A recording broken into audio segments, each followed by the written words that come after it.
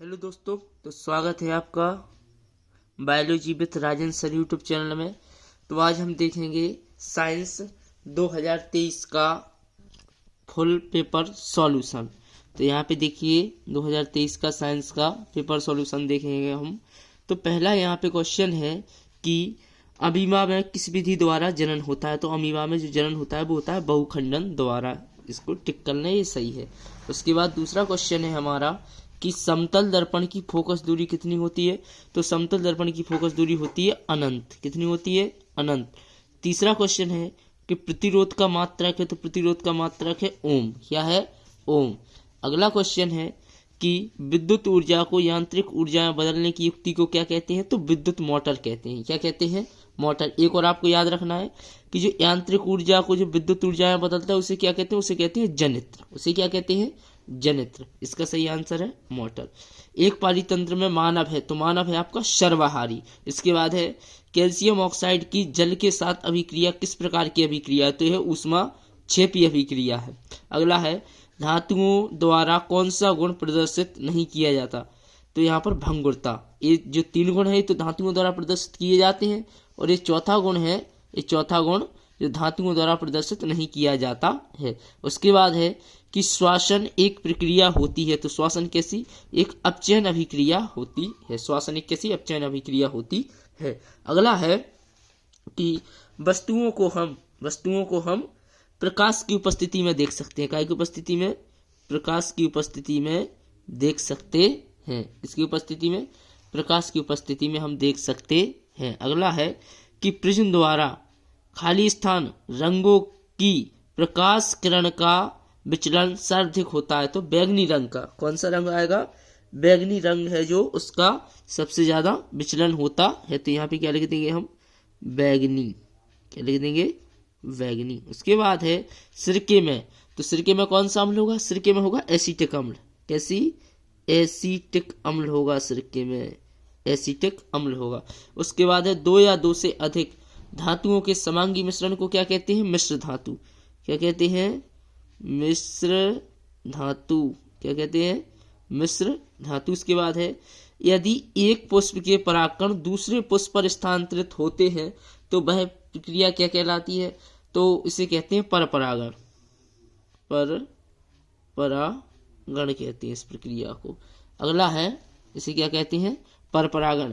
जब एक पुष्प के परागकण दूसरे पुष्प पर स्थानांतरित होते हैं तो इस प्रक्रिया को क्या कहते हैं? परपरागण। और नर संतान के लिए क्या पूछा है कि नर संतान के लिए उत्तरदायी गुणसूत्र क्या होगा? वाई होगा। नए संतान के लिए उत्तरदायी गुणसूत्र क्या होगा? वाई होगा। अगला देखते हैं। अगली है यहाँ पे देखिए, जो यहाँ पर सही जोड़ी है, देखिए दिख रही होगी आपको, सही जोड़ी है। तो सबसे पहले मेंडल। तो मेंडल को किससे मिलाएंगे? आनुवांशिकता के नियम किसने दिए थे? मेंडल ने। तो ये पहला हमारा इसमें चला जाएगा। उसके बाद है सरल रेखीय पथ। तो जो प्रकाश किरण है वो हमेशा कैसा पथ करती है? सरल रेखीय पथ। दूसरा यहाँ पे आ जाएगा हमारा। ठीक है। उसके बाद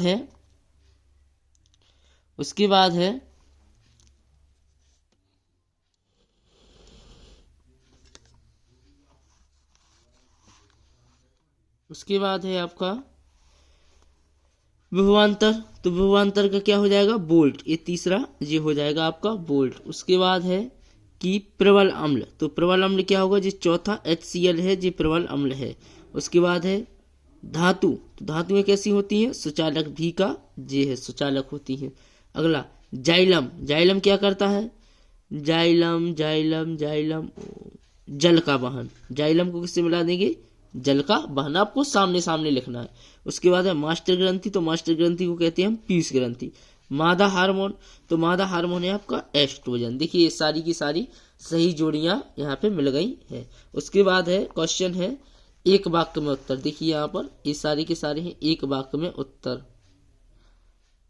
एक वाक्य में उत्तर है क्या कारण है कि खतरे का संकेत या सिग्नल का प्रकाश लाल रंग का होता है। तो यहाँ पे पूछा है एक नंबर में कि क्या कारण है कि, तो ये इसका आंसर है कि जो लाल रंग के प्रकाश है इसका प्रकीर्णन सबसे कम होता है। जो लाल रंग का प्रकाश है इसका प्रकीर्णन क्या होगा? सबसे कम होगा। लाल रंग के प्रकाश का विकिरण सबसे कम होता है। इसके बाद एक अश्व शक्ति में कितने वाट, तो 746 वाट होते हैं। कितने वाट, एक अश्व शक्ति में 746 वाट होते हैं। उसके बाद है विद्युत परिपथों की लघु पतन तथा अति भारण के कारण होने वाली हानि से सुरक्षा की सबसे महत्वपूर्ण युक्ति क्या है, तो उसका नाम है फ्यूज वायर। क्या है, फ्यूज वायर।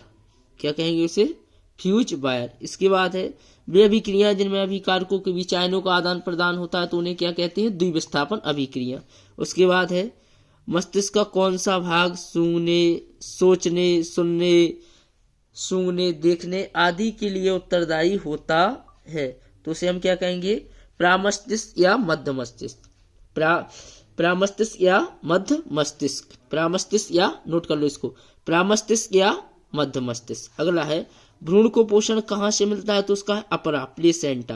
कहाँ से मिलता है, अपरा से मिलता है। नेक्स्ट है किसी लेंस की फोकस दूरी 1 मीटर है तो उसकी क्षमता क्या होगी, 1 डायोप्टर।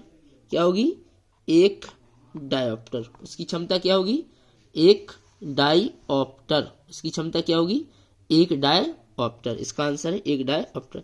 देखिए 2-2 नंबर वाले क्वेश्चन है, इनको मैं करा दूंगा। तब तक आप लोग जो ओटी ऑब्जेक्ट टाइप क्वेश्चन इनको कंप्लीट कर लीजिए। तो आज की वीडियो में इतना ही, धन्यवाद।